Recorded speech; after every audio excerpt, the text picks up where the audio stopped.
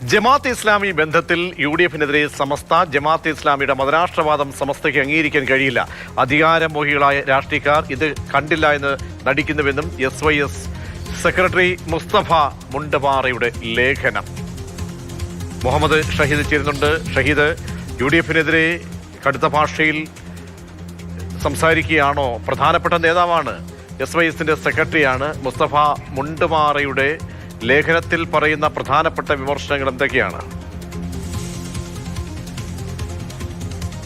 പ്രതീക്ഷ, ജമാഅത്തെ ഇസ്ലാമിക്കെതിരെ സമസ്ത കുറച്ച് കാലങ്ങളായി ഇപ്പോൾ രൂക്ഷ വിമർശനം, പ്രത്യേകിച്ചും സമസ്ത സമ്മേളനത്തിൽ വിമർശനം ഉന്നയിച്ചിരുന്നു.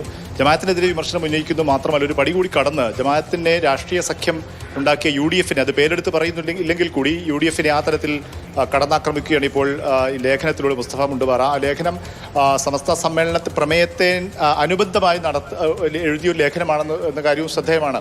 അതായത് ഇന്ത്യ പോലുള്ള മതേതര രാജ്യത്തെ, മതരാഷ്ട്രം, ജനാധിപത്യ രാജ്യത്തെ മതരാഷ്ട്ര രാജ്യം ആക്കണമെന്ന് സ്വപ്നം കണ്ട് നടക്കുന്നവരാണ് ഈ ജമാഅത്തെ ഇസ്ലാമി.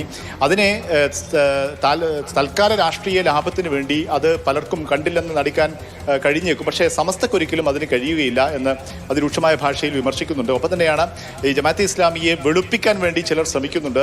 ജമാഅത്തെ ഇസ്ലാമിയുടെ മതരാഷ്ട്രവാദമൊക്കെ മറന്നു പോകുന്ന പലരുമുണ്ട്, പല രാഷ്ട്രീയ കക്ഷികളുമുണ്ട്. പക്ഷേ ഇവരെയൊക്കെ ഈ ജനങ്ങൾ, ഈ കേരളീയ സമൂഹം കാണേണ്ടതുപോലെ കാണും എന്നൊക്കെ ഈ ലേഖനം ചൂണ്ടിക്കാണിക്കുന്നു. അതായത് പ്രതിപക്ഷ നേതാവ് വി.ഡി. സതീശൻ വളരെ കൃത്യമായി പല തവണകളിലായി ജമാഅത്തെ ഇസ്ലാമി മതരാഷ്ട്രവാദം ഉപേക്ഷിച്ചു എന്ന് തുടങ്ങിയ ചില ന്യായീകരണങ്ങളും വാദങ്ങളും ഒക്കെ മുന്നോട്ട് വെച്ചിരുന്നു.